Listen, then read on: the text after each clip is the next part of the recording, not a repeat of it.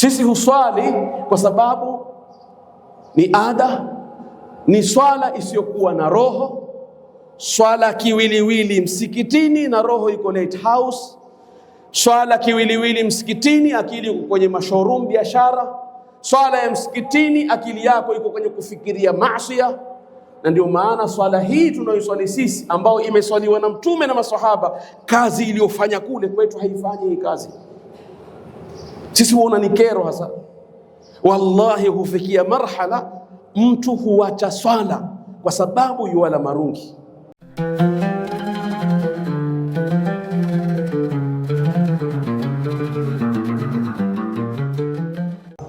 يا أيها الذين آمنوا اتقوا الله وقولوا قولا سديدا يصلح لكم أعمالكم ويغفر لكم ذنوبكم ومن يطع الله ورسوله فقد فاز فوزا عظيما جعلني الله وإياكم من الفائزين.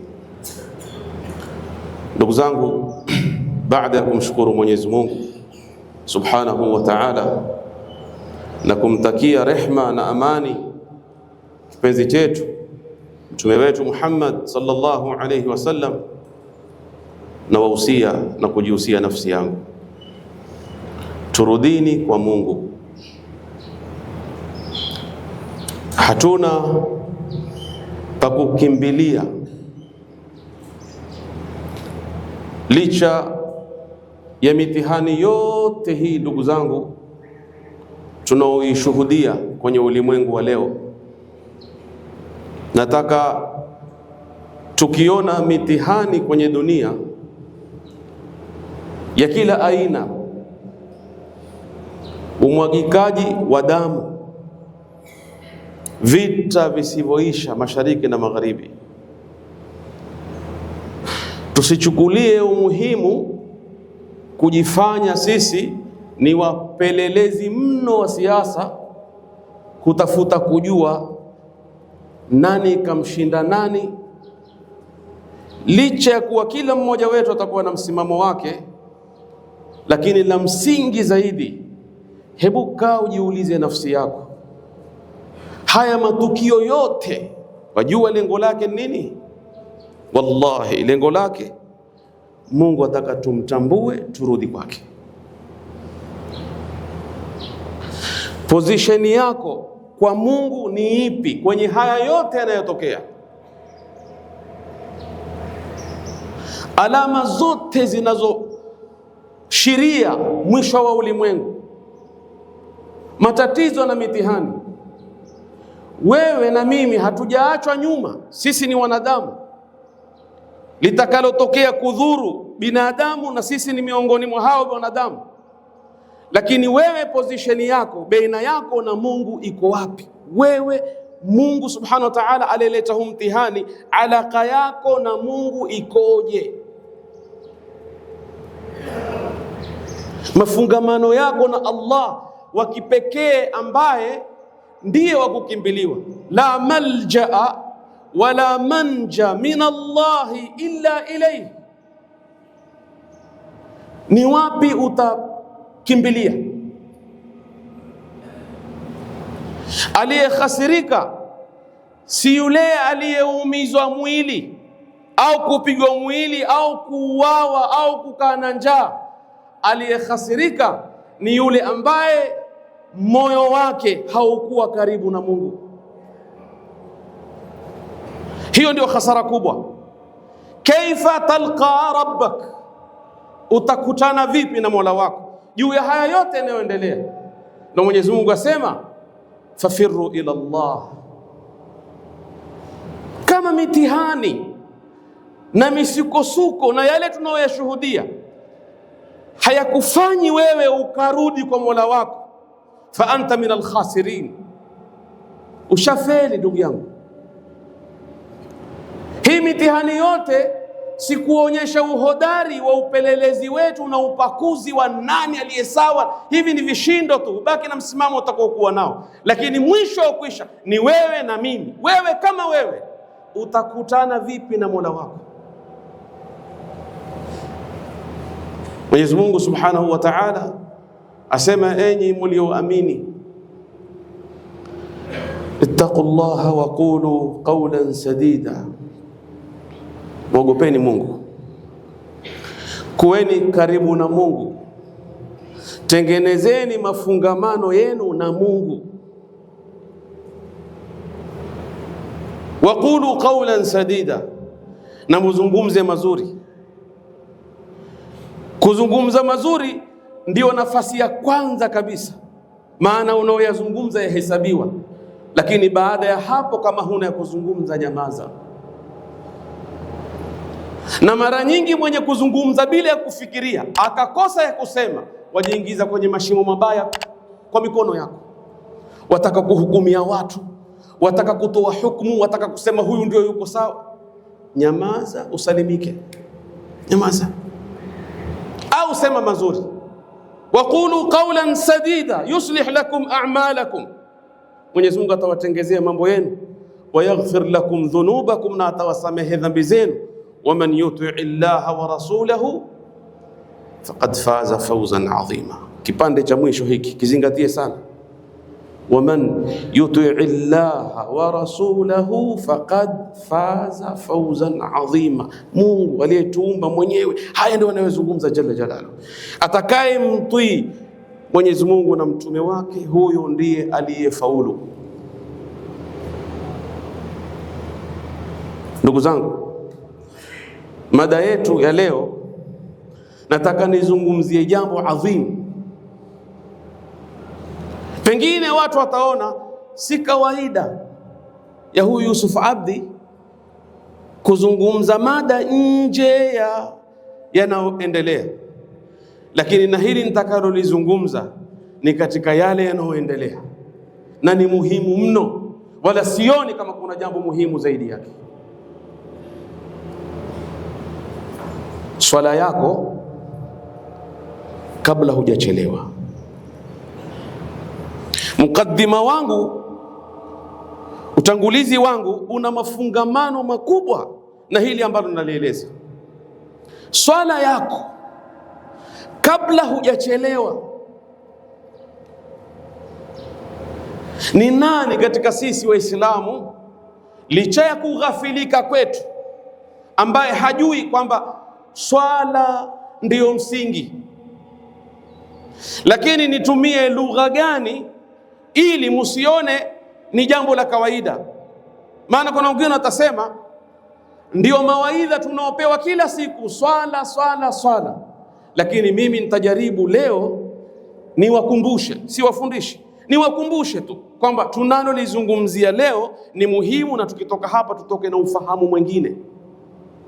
Mwenyezi Mungu kwenye Qur'ani asema, baada ya kusema haya maneno, ya ayyuhalladhina amanu ittaqullah. Sikizeni vizuri aya suratul Hashr, enyi mlioamini muogopeni Mungu, mpende Mungu, fanya anayoyataka Mungu, acha Mungu aliyokukataza. Waltanzur nafsun ma qaddamat lighad, na nafsi ikae iangalie. Na hii maana kuangalia hapa si kuangalia kwa macho, ni macho ya ndani. Kaa uangalie, uzingatie, ufikirie. Waltanzur nafsun ma qaddamat lighad, umetanguliza nini kesho yako? Kwa nini? Kwa sababu leo yetu yote hii leo ni kwa ajili ya kesho. Wama khalaqtul jinna wal insa illa liya'budun. Hii leo yetu ni kwa ajili ya kesho. Khalaqal mauta wal hayata liyabluwakum ayyukum ahsanu amala. Leo yetu ni kwa ajili ya kesho. Waman yuti' Allaha wa rasulahu faqad faza fawzan adhima. Leo yetu ni kwa ajili ya kesho. Kullu nafsin dha'iqatul maut wa innama tuwaffawna ujurakum yawma alqiyamah faman zuhziha 'anil nar wa udkhila aljannata faqad faz wama alhayatu ad-dunya illa mata'ul ghurur. Hatuna budi ndugu zangu, lazima tufikirie kesho. Na jambo ambalo lasikitisha sana, licha ya kukumbushwa, licha ya kushuhudia, licha ya kuzika kwetu kila siku, na bado tuona hiyo kesho ni mbali. Hatujiulizi, mbona Mungu hapa amesema kesho? Waltandhur nafsun ma qaddamat lighad. Mimi nikiwauliza hapa ndugu zangu, kesho ni juma ngapi? Mtaniambia ni Jumamosi. Hivi mwajua kuwa kesho yangu na yako inaokusudiwa kwenye hii aya yaweza kuwa ni leo alasiri? Wa kullu ma huwa atin qarib. Mungu ameita siku ya kiyama kesho. Mungu ameita baada ya kufa kwako kesho, kwa sababu ya ukaribu wake, sababu yawezekana hiyo kesho ikawa ni leo. Mwenyezi Mungu amesema kwenye Qur'ani, wama tadri nafsun madha taksibu ghada. Nafsi ya mwanadamu haijui kesho itafanya nini. Kama kuna mtu ajua kesho atafanya nini, anyoshe mkono wake. Kama kesho atakuwa juu ya ardhi ama chini ya ardhi, kama wajua, nyosha mkono wako. Wama tadri nafsun bi ayi ardhin tamut. Ndio Mungu akatutaka sisi tukae na nafsi zetu, tuangalie hiyo kesho tumetanguliza nini.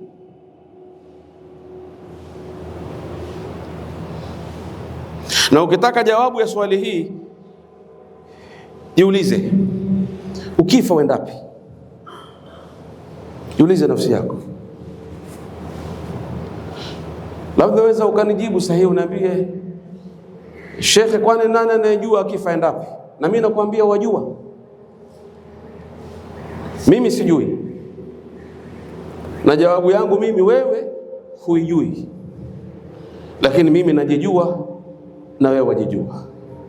Balil insan ala nafsihi basira walau alqa ma'adhira. Kama wajua alaka yako na Mungu ikoje, kama wajua kwenye amri za Mungu ukoje, kama wajua kwenye makatazo Mungu aliyokukataza ukoje, basi wewe ukifa sahihi wajua wendapi. Rehema zake Allah subhanahu wa ta'ala sote twazitaraji, lakini kila mmoja wetu ajijua nafsi yake. Baada ya aya hii, aya iliyofuata Mwenyezi Mungu alisema, na hapa ndipo ninapopataka inaoendana na mada yetu ya leo, wala takunu kalladhina nasullah fa ansahum anfusahum ulaika humul fasiqun. Wala msiwe kama wale waliomsahau Mungu, Mungu akawasahulisha nafsi zao, na hao ni wale wanaoasi amri za Mwenyezi Mungu subhanahu wa ta'ala. Waislamu, Mwenyezi Mungu atutahadharisha, wala msiwe kama wale waliomsahau Mungu. Wewe wamsahau aliyekuumba, wamsahau ambaye mambo yako yote yahukumiwa na amri yake kwa neno kun. Wamsahau. Wewe ukimsahau Mungu, Mungu yuadhurika na nini? Lakini Mwenyezi Mungu kwa rehema zake alipotuambia musiwe kama wale waliomsahau Mungu na Mungu akawasahau, alisema waliomsahau Mungu wakajisahulisha nafsi zao. Fa ansahum, Mungu akawasahulisha nafsi zao, kwa sababu wewe unapomsahau Mungu kwanza umejidhuru wewe. Mungu hadhuriki. Umedhurika wewe kwa kuacha kumtii Mungu, ukose kheri za Mungu, upate laana za Mungu, ufe bila ya radhi ya Mungu, wende ukachomwe. Kwa hivyo wewe umejisahau mwenyewe. Mungu atutahadharisha. Sasa tumkumbuke vipi Mungu jalla jalaluhu kwa hikma yake? Kuna hii ibada huitwa swala. Kuna hii ibada kwetu sisi huiona ni ibada ya kawaida, bali mpaka imekuwa ni ada, haina roho, haina roho. Sisi tuambiwa la malja wala manja min Allah illa ilayhi. Mtume wetu Muhammad sallallahu alaihi wasallam ambaye ni mwalimu wetu, tuelezwa katika hadithi sahihi kwamba mtume idha hazabahu al-amr fazi'a ila as-salah, akipatwa na kulemewa na mambo ya kimaisha hukimbilia swala. Kwa lugha nyingine humkimbilia Mungu. Sasa mimi nauliza swali, unayemkimbilia ni yule ambaye yupo kwenye akili yako, wamkumbuka. Lakini ikiwa umemsahau Mungu, utakimbilia marungi. Una dhiki, waambie marafiki zako, acha nikapate kijikilo kidogo, nasikia dhiki leo, nipate kama nde zangu pale Lake House mpigwe na upepo kidogo nitoke. Wajidanganya nafsi yako. Wengine wakipata matatizo hukimbilia bangi. Bangi humuonyesha dunia rangi rangile vile, akajione yuko sawa na kila kitu, na pengine ikamuingiza pabaya zaidi. Lakini mtume wetu atufundisha, wewe ukipata shida mkimbilie Mungu. Ili umkimbilie Mungu ni awe Mungu yupo kwenye akili yako. Musiwe kama wale waliomsahau Mungu. Yatakiwa tumkumbuke Mungu, na hakuna ibada inaoshiria kumkumbuka Mungu kama kuswali. Musa alimwambia Harun, wa aqimis salata lidhikri, simamisha swala. Mwenyezi Mungu amwambia Musa, wa aqimis salata lidhikri, simamisha sala ili unikumbuke. Unapoishi katika hii dunia, Mungu yupo kwenye akili yako, kila jambo lako utamwegezea Allah subhanahu wa ta'ala. Ndio hii swala. Na hamujiulizi kwa nini? Kuna nini kwenye swala? Mtume akawa akipata mazito ukimbilia swala. Swali muhimu. Na hata mimi nayo tuweza kujiuliza, mbona sisi tukija kwenye swala huona mambo ni yale yale? Mbona waamini kilo moja ya rungi uliotia mfukoni kwamba inaweza kukutatulia matatizo hii na ikakupa furaha, na uko ndani ya swala na marungu una mfukoni, hamu yako yote imamu apige salamu nende nkajipumbaze? Mbona hii swala haikukupumbaza? Unajua kwa sababu gani? Mungu hayupo kwenye nyoyo zetu. Sisi huswali kwa sababu ni ada, ni swala isiyokuwa na roho, swala kiwiliwili msikitini na roho iko Lake House, swala kiwiliwili msikitini akili iko kwenye mashowroom biashara, swala ya msikitini akili yako iko kwenye kufikiria maasi. Na ndio maana swala hii tunayoiswali sisi, ambao imeswaliwa na mtume na maswahaba, kazi iliyofanya kule kwetu haifanyi hii kazi. Sisi huona ni kero hasa. Wallahi hufikia marhala mtu huacha swala kwa sababu yuala marungi. Ukimuuliza hufikaje Muislamu akaiacha swala kwa sababu ya marungi, jawabu yake iko wazi kabisa: swala inaniharibia handas. La ilaha illa Allah. Swala yaniharibia handas. Yuko radhi akishakuanza marungi, swala wallahi anaiacha, haswali. Kuna watu wakishakula marungi hawaswali. Hivyo ndio wanaamini, hata kama hasemi, lakini kwa ulimi wa hali yake ni kwamba kula marungi kwake ni bora zaidi kuliko kuswali. Kisha tuona sasa natija yake. Utakula marungi jisali moja, utadanganyika, damu itakwenda mbio, hamasa zitapanda, fikra zitakuwa nzuri, utaporomosha majumba ya ghorofa, kazi yako zimekuwa safi, umeoa wake zako 4, baada ya 1 hour yote yataporomoka, utarudi kwenye ile reality yako. Huna kitu, mdomo umekatika, appetite hakuna, usingizi hakuna, matatizo hakuna. Unajua kwa sababu gani? Waman a'rada an dhikri fa inna lahu ma'ishatan danka, atakayepuuza, atakayepa mgongo dhikri, kunikumbuka mimi, akaacha kuswali, akaacha kusoma Qur'ani, akaacha kusikiliza mawaidha, waman a'rada an dhikri fa inna lahu ma'ishatan danka, Mungu asema atakuwa na maisha ya dhiki. Dhiki ni nini? Dhiki ndizo hizo, wakimbilia bangi haikutoi dhiki, wakimbilia marungi haikutoi dhiki, wenda kuzini waongeza ukorofi, hizo ndizo dhiki. Na hayo ni madogo. Wanahshuruhu yawma alqiyamati a'ma, tutamfufua siku ya kiyama mtu huyo ni kipofu, haoni.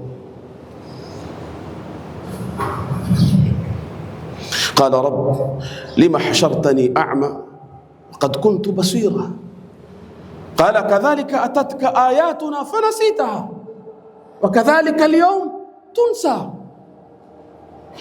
Mbona umenifufua kipofu Mola wangu, na nikiona najua nenda wapi, najua ni mmeru gani kwake tapata marungi mazuri, nikiona barabara gani itanipeleka lighthouse, nikiona marafiki zangu, nikiona tunavyotazama pornography pamoja, nikiona yote. Lima hashartani a'ma wa kad kuntu basira qal, Mungu atamjibu kadhalika atatka ayatuna, tulikuletea Qur'an, mawaidha, kukumbusha wewe mwanadamu mmoja, ujue watoka wapi, ujue uko duniani kwa malengo gani, ujue ukifa wenda wapi, yote. Fanasitaha, wewe ukajisahulisha ukasahau yote kwa sababu ya kufuata hawa ya nafsi yako. Wakadhalika alyawma tunsa. Swala ni kila siku amalia ya kujikumbusha wewe kuwa utasimama mbele ya Allah subhanahu wa ta'ala. Kila ukisimama kuswali wakumbuka yawma yaqumu an-nasu li rabbil alamin huwa Allah. Wewe utakuwa na dhiki zipi kama utasimama mbele ya Allah, malikul muluk alladhi lahu khazainu samawati wal ard? Kwa nini wewe na dhiki na uko mbele ya Allah? Ni kwa sababu subhanallah, sisi akili zetu hazipo kwamba hiki kisimamo tatukumbusha kusimama mbele ya Allah subhanahu wa ta'ala. Na Mwenyezi Mungu atuambia, wa amma man khafa maqama rabbih, yule ambaye atakaa akiogopa kusimama mbele ya Allah. Kusimama mbele ya Allah maana yake ni kusimama kwa kufanyiwa hisabu. Mwanadamu unashaka na hisabu ya Mungu, hakuna kitakachosahaulika. Matendo yako, maneno yako, harakati zako, kila kitu. Kuiogopa siku hiyo, sikilizeni natija yake, wa amma man khaf maqama rabbih, atakayeogopa kusimama hiyo mbele ya Mwenyezi Mungu subhanahu wa ta'ala, wa naha nafsa anil hawa. Wallahi Mungu kama yuko kwenye akili zetu, kwenye nyoyo zetu, hata ukitaka kufanya dhambi wamkumbuka. Yawma yaqumu an-nasu li rabbil alamin yanha nafsahu anil hawa, ataizuia nafsi yake, ataiambia nafsi yake subiri, achana na hivi vitu. Kuna kusimama mbele ya Mwenyezi Mungu. Hivi ndivyo Mwenyezi Mungu anavyotueleza waziwazi, wa amma man khafa maqama rabbih wa naha an-nafsa 'anil hawa fa innal jannata hiya al-ma'wa. Hiyo pepo wameandaliwa wale watu watakaokuwa na hofu duniani kuikumbuka hiyo siku watakapoenda kusimama mbele ya Allah, na wale watu watakaopigana na nafsi zao. Sasa wale wanaoswali kiroho huwa wanajihisi wao wamesimama mbele ya Allah, na kweli baada ya hapo hakuna kitu kinompa dhiki kwenye hii dunia. Kila anachokipata kwenye hii dunia kwake inakuwa ni khairi. Na Mtume anasema, ajaban li amri almu'min inna amrahu kullahu lahu khair in asabathu sarra'u shakar fakana khairan lahu wa in asabathu dharra'u sabar fakana khairan lahu. Mu'min hababaiki na ulimwengu, hababaishwi na mitihani. Kwa sababu gani? Mungu yuko kwenye akili yake na uko kwenye moyo wake. Hii swala hii ambayo leo imekuwa ni kitu cha mwisho, ilikuwa ni kitu cha mwanzo. Tukipata matatizo sisi leo hukimbilia wote, tukawakimbilia mpaka wasiofaa kukimbiliwa, tukenda kwa waganga, tukenda kwa wapiga maramli, tukenda kwa hao, tukenda kwa wale, mpaka utasikia mtu akwambia nimejaribu kila mahali, sasa baki hapo ni Mungu.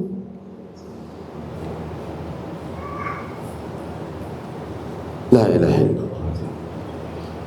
Na huku Mtume sallallahu alaihi wasallam atufundisha kwamba akipata jambo wa kwanza Mungu. Sisi Mungu ni wa mwisho, tena kama atakumbukwa. Nikae kidogo kisha niwape tu asli ya hii swala itakuja kutufungua mabongo. Ndugu zangu, muone tuna kitu adhim, tungejua thamani yake maisha yote ingebadilika kwa hii ibada ya swala peke yake. Aqulu qawli hadha wa astaghfirullah li wa lakum fastaghfiruhu innahu huwal ghafur. Alhamdulillah wassalatu wassalamu ala rasulillah wa ala alihi wa sahbihi wa man walah. Mwaka wa 5 wa nubuwa ni mwaka mtume wetu Muhammad sallallahu alaihi wasallam alipata shida kubwa sana. Ule mwaka wanahistoria waliupa jina, ule mwaka ukawa waitwa Amul Huzun, kwa sababu mtume alipata misukosuko yote ya kidunia. Kuna zaidi ya mtu kutengwa na watu wake, alitengwa na watu wake, njaa mpaka kula majani ya mti, akafiwa na mpenzi wake Khadija, akafiwa na msaidizi wake ami yake Abu Talib. Ulikuwa ni wakati mgumu. Alipoona dhiki, aliamua kutoka, akitaraji kwenye makabila ya Kiarabu kuna wale watakaomfahamu, labda wampokee na wakubali da'wa yake. Akaenda Taif. Mmoja kilifika Taif ni msiba. Siku moja mke wake amuuliza, ya Rasulullah, kwenye maisha yako tueleze ni msiba gani uliokufika huwezi kusahau? Akasema, siku watu walionipiga Taif. Alipigwa Mtume sallallahu alaihi wasallam, damu zilivuja, damu zilikuwa ni gamu kwenye mguu wake na viatu vyake. Kuvuja damu kwenye kichwa mpaka kufika kwenye viatu alivyovaa si mchezo. Na ndiyo siku ya kipekee Mtume sallallahu alaihi wasallam aliangalia mbinguni, akamshtakia Mola wake dhaifu alionao. Allahumma inni ashku ilayka dha'fa quwwati. Mwajua Mwenyezi Mungu alimlipa nini Mtume sallallahu alaihi wasallam baada ya tukio hili? Alimtengezea safari ya kwenda kumpumbaza, akapelekwa mbinguni, akapelekwa Mi'raj. Kwanza akaenda Isra, subhanalladhi asra bi'abdihi laylan min almasjid alharami ila almasjid alaqsa alladhi barakna hawlahu. Mwenyezi Mungu aitoe kwenye mikono ya Mayahudi, ndipo alipokwenda kule akaswalisha manabii wote, kisha akaenda zake mbinguni. Kule mbinguni zawadi aliyopewa ni hii swala tunaoidharau sisi leo. Ni kwa sababu hatutumia akili zetu tukajiuliza, mbona alipewa swala? Ni kama Mungu yuamwambia, kazi haijaisha, utarudi, yale yaliyokufika yataendelea kukufika. Bado kuna kutolewa kwenu Makka, bado kuna kuuawa watu wenu, bado kuna mengi. Hivi itakuwa kila akipata msiba afanywe safari kupelekwa mbinguni? Shika hii swala, hadhihi sila. Swala ni mafungamano baina ya mja na Mola wake. Mtume akaipokea zawadi hii kuwaletea maswahaba, na maswahaba wakaipokea, ikawa ibada hii yatembea kwenye mishipa ya Waislamu, mpaka Mtume sallallahu alayhi wasallam asema katika watu aina 7 watakaofinikwa na kivuli cha Mungu ni wale ambao nyoyo zao zimefungamanishwa na misikiti. Sio misikiti kuja kuomba sadaka, misikiti kuswali. Mtu aswalia usubuhi, akitoka hamu yake ya dhuhuri itafika saa ngapi? Hivi ndivyo maswahaba walivyoipokea swala. Na kama ni Mtume sallallahu alaihi wasallam, hakuna tena kwenda mi'raji. Kila akipambana na misukosuko na vituko na balaa na mitihani, huenda kumshtakia Mungu wake. Na hii aliipata wapi? Kwa manabii. Kwa manabii, innama ashku bathi wa huzni ila Allah, kwenye mitihani. Ajabu sisi leo, swala imekosa roho, swala imekosa umuhimu. Wangapi leo tunaswali? Sizungumzi wanaoswali kuichambua ile swala huswaliwa vipi.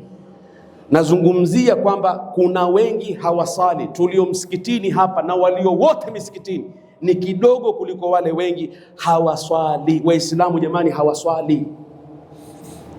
Swala ni nguzo ya dini. Utakuwaje na dini na huna nguzo? Ulimsikia mwanadamu akitembea bila ya kichwa? As-salatu imadu din, man aqamaha aqama ad-din wa man tarakaha hadama ad-din. Huna swala huna dini. Huna swala huna furaha. Huna swala hamna baraka. Huna swala huna chochote utakachofaidika nacho kwenye maisha yako. Na niambie, umemwona nani aliyeshikamana na swala kisha akawa na dhiki kwenye maisha yake? Mimi nakuchallenge. Nani ulimuona? Wacha tuzungumzie kweli. Sisi tunasema Wasomali ndugu zetu wameendelea. Kila unapoona mimi sitaki kuzungumza mengi kuhusu Wasomali, lakini nyote mtakubaliana na mimi kwamba ibada ya swala wameipa umuhimu kuliko watu wote wengine. Nasema urongo? Haiwezi kuwa hiyo ni sababu moja. Mungu amewaangalia kwa jicho la huruma, anga wangekuwa na mengi lakini kwenye dunia hawana tabu. Waendapo huleta na kheri kwa watu, tuwachukia bure. Hasadan min indi anfusina. Huo ndio ukweli. Wallahi ndani ya maji ataswali. Swala. Nenda kwenye misikiti yetu, vitoto viliojaa msikitini, vitoto wa Kisomali. Swala tukiifanya kuwa ni nguzo kama vile alivyotaka Mungu, ikawa yatembea kwenye damu yetu, na matatizo yote mengine yatakwenda. Nataka tu niwakumbushe Mwenyezi Mungu Subhanahu wa Ta'ala kwenye Qur'ani asema, wale ambao innal ladhina yatluna kitab Allah, wanaosoma kitabu cha Mwenyezi Mungu, wa aqamu ssalah, na wakasimamisha sala, wa anfaqu, na wakatoa. Tazama hii aya, utazama na Wasomali, msiseme amegeuza hutuba yote sifa Wasomali. Nazungumza ukweli. Tazama hii aya, wale ambao yatluna kitab Allah wa aqamu ssalah, na wakasimamisha sala na wakatoa, yarjuna tijaratan lan tabur, hao watu wanataraji biashara isiyokuwa na hasara, yenye faida ya kudumu. Ndugu zangu Waislamu, ni haki leo watu kukaa maskani zetu, mji wa Kiislamu, wakawa hula marungi na hawaswali? Kisha ni shere iliyoje mle marungi nje ya msikiti. Yani tumefika kwenye daraja ya kibri na upotevu, hata roho hazitupigi. Msikiti huu hapa, umeketi na mshambu wako hapa, wamgokana marungi kwa adhiniwa, wendi kuswali, kisha wataraji wewe ni Muislamu. Sallu ala Muhammad. Inna Allaha wa malaikatahu yusalluna ala an-nabi ya ayyuhalladhina amanu sallu alayhi wa sallimu taslima.